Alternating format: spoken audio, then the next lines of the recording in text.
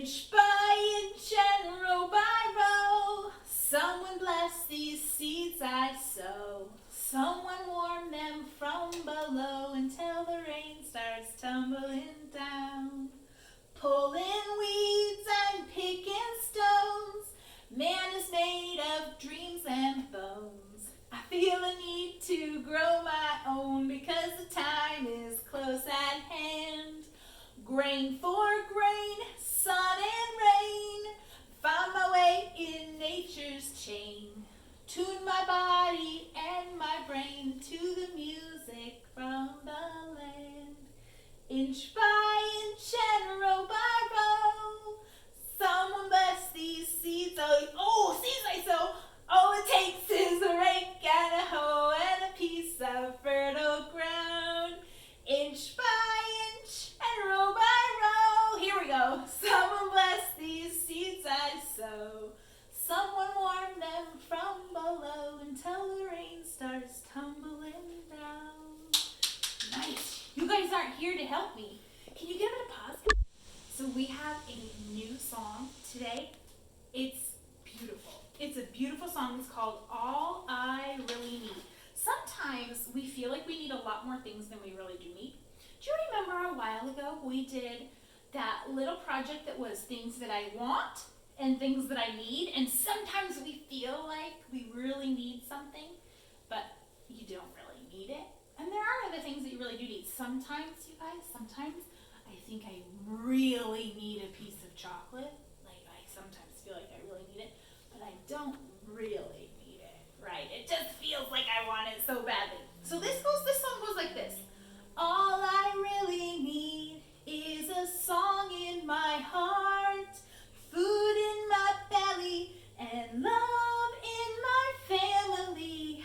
All I really need is a song in my heart, and love in my family. And I need the rain to fall, and I need the sun to shine, to give life to the seeds I sow, to give the food we need to grow. All I really need is a song in my heart, food in my belly, and love in my family. Which is true, right? You do need love. People do need love in their family. They have proved that with science, that people that don't get love, they don't do as well. It's important to give love to people. And a good way to get love is in your family. You also can give love, right, you guys? We've talked about getting love, but giving love. So we'll be doing this song in the next couple weeks too. So I'll sing that first part, just the first part again. All I really need is a song in my heart, food in my belly, and love in my family. All I really need is a song in my heart, and love in my family. Nice job, guys. Nice job. Okay. Our 6 little ducks. Do you remember that from Tuesday? We did it on music. 6 little ducks. And they wibble wobble and they do all kinds of cute little things. Okay. Here we go. 6 little ducks that I once knew. Fat, one's skinny, one's fair, one's two. But the one little duck with a feather on his back, he led the others with a quack, quack, quack. Quack, quack, quack. Quack, quack, quack. He led the others with a quack, quack, quack. Down to the river they did go. Wibble wobble to and fro. But the one little duck with the feather on his back, he called the others with his quack, quack, quack.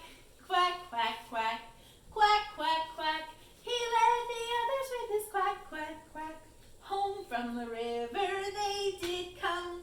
Wibble wobble, ho, hum, hum. But the one little duck with the feather on his back, he led the others with his quack, quack, quack. Quack, quack, quack. Quack, quack, quack. He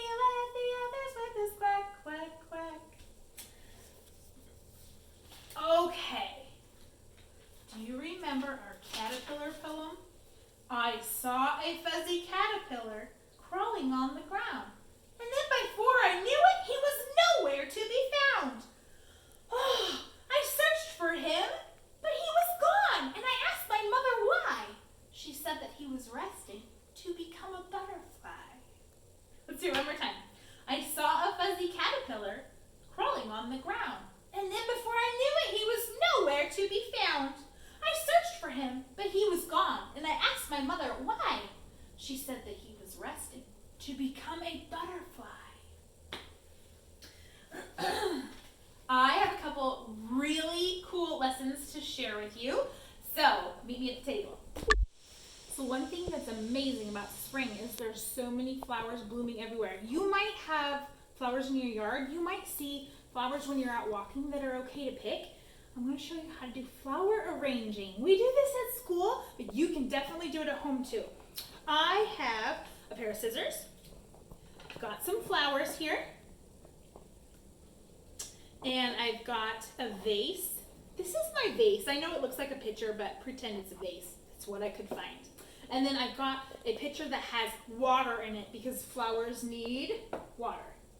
So we're going to fill up our vase with water, not all the way to the top. We just need a little bit. I put mine to about right there, okay? And if you make drips like I did, totally fine. Just make sure you're cleaning up so you're not leaving a mess for your parents. All right, now we've got our vase with the water. And we're going to start with the tallest flower. I think the tallest one I have is here. And whenever you're flower arranging, you want to give it a little snip on the bottom because it helps it suck up new fresh water. If you cut it a long time ago and then you bring it in, the bottom will seal up and it won't suck up water as well. So you want to give it a fresh cut. Ooh, I think I'm going to do this one next. And I have this container here to catch all of my extra leaves. Like this one, I don't need this leaf down here. We don't want the leaves to be in the water. So if you have any leaves that are down low, you want to trim those off. That's pretty. Ooh, I think this is next. So do you see how this has leaves down low? We want to go ahead and pull those off. You can use, that's kind of tricky, so I'm going to use the scissors to cut those off. So that I have leaves up at the top, but the bottom's going to be pretty empty. And I'm going to give it a fresh cut. Put that in here. Ooh, I like that. You like the way that's looking? These are so sweet. These have little bells on them. I'm going to take some of the leaves off so it's not too full. Give it a fresh cut. I want this one to go up front. So it kind of hangs out. Ooh, we've got an extra one here. Didn't see that one. When you're gathering flowers, you want to get a nice stem on them. Don't just take the top flower part. You need to have a little bit of stem because you remember what the stem does? It helps suck up the water. So these are cut and they won't last forever, but they'll last for a week or so and you can put this on your table at home. Make it feel like spring. The second lesson I'm going to show you is kind of a big kid thing to do. I know at my house, people are hungry a lot, and I have to say, I'm making a lot of food. If you want to make your parents happy, you could learn how to make a sandwich for yourself, maybe even learn how to make a sandwich for your brother, your sister, or your mom or dad. They would love it too. So I'm going to show you how to do this, and it's very important. This is something a preschooler can do, but you must treat things like a big kid. So we're going to be using a knife. Does that mean that we should be cutting our fingers? No. This is a butter knife. It's not very sharp. You don't need to use a sharp knife. Just a butter knife will do. I've got 2 pieces of bread, peanut butter, and jelly. Make sure everybody at your house can have peanut butter. I'm sure you know if someone in your house can't have peanut butter. Everyone in our class this year can have peanut butter. So, I'm going to open up the peanut butter.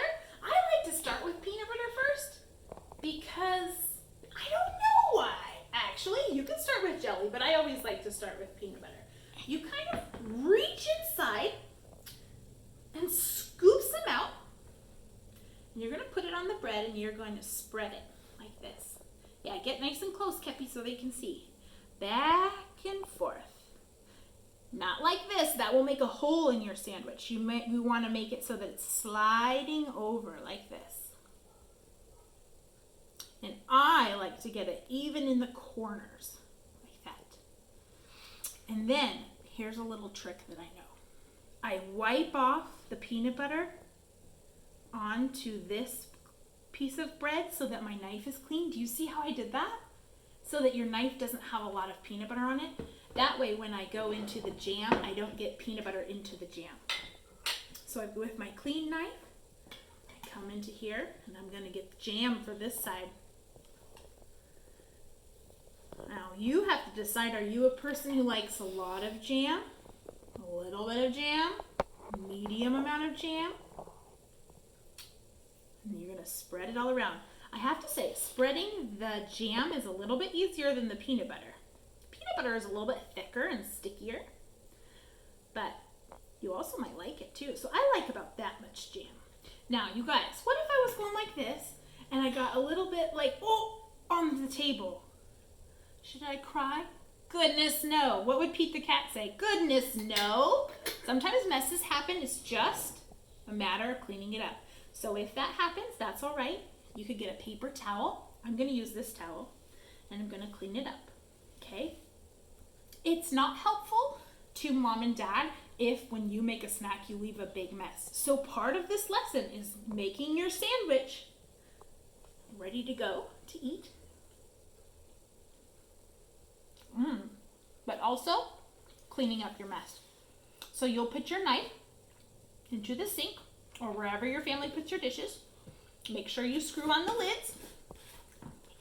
Put them away. Knife in the sink. You probably want to put your sandwich on a plate. And you're going to clean up your crumbs. Make sure you get all of the stickiness off. You might need to get your towel wet and do a little table washing, which you all have done at school before. And then you're ready to have a lunch or a snack. And you can make it for your family too. Ready? All right, you guys. This is one of my favorite stories because there's a scary teacher in it. What is more fun than a scary teacher? So fun. It's called Miss Nelson is Missing. Whew, and it's by James Marshall and Harry Allard. Maybe two authors? Maybe somebody. Oh, I think James Marshall was the illustrator. All right, Miss Nelson is Missing. The kids in room 207 were misbehaving again. Spitballs stuck to the ceiling. Paper planes whizzed through the air. Oh, they were the worst behaved class in the whole school. That's not like Illuminate, is it, guys? No way. Now, settle down, said Miss Nelson in her sweet voice. But the class would not settle down. They whispered and giggled. They squirmed and they made funny faces. They were even rude during circle time. And they always refused to do their work. Something will have to be done, said Miss Nelson.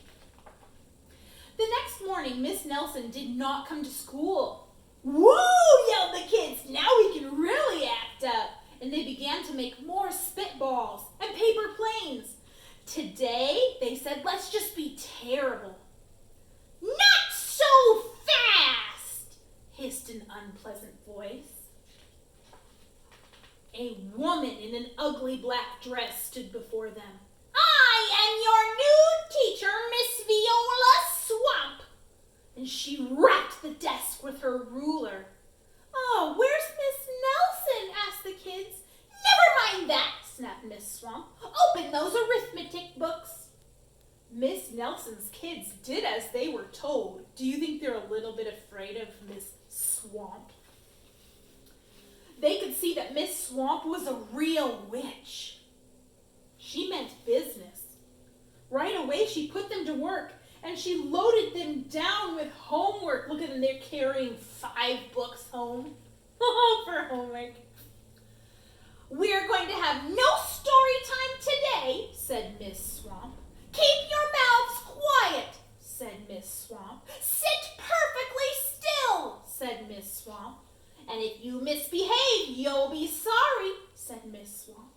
The kids in room 207 had never worked harder. Days went by and there was no sign of Miss Nelson, and the kids missed Miss Nelson. Maybe we should try to find her, they said.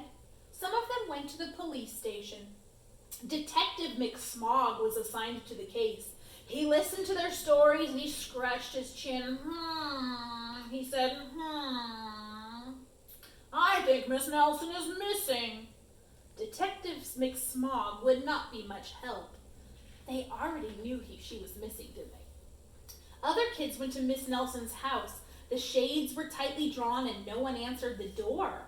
In fact, the only person they did see was that wicked Miss Viola Swamp coming up the street. Hi! If she sees us, she's going to give us more homework. They got away just in time. Maybe something terrible happened to Miss Nelson. Maybe she got gobbled up by a shark, said one of the kids. But that didn't seem likely.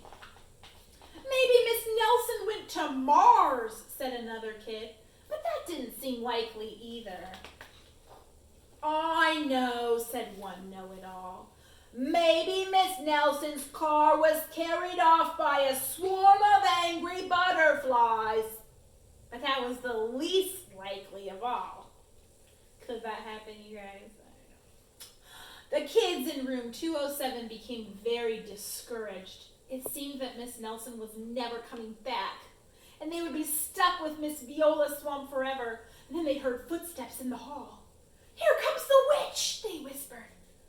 Oh, hello, children, someone said in a sweet voice. It was Miss Nelson. Oh, did you miss me, she asked. Oh, we certainly did, cried all the kids. Where were you? Oh, that's my little secret, said Miss Nelson. Would you like to have a story? Oh, yes, said the kids. Miss Nelson noticed that during circle time, no one was rude or over silly. What brought about this lovely change, she asked. That's our little secret, said the kids. Back home, Miss Nelson took off her coat and hung it in the closet right next to an ugly black dress. And when it was time for bed, she sang a little song. I'll never tell, she said to herself with a smile. P.S. Detective McSmog is working on a new case. He's now looking for Miss Viola Swamp, who's missing. You guys, it's not a funny story. I love that story so much. All right, I will see you soon for Zoom. Bye, guys.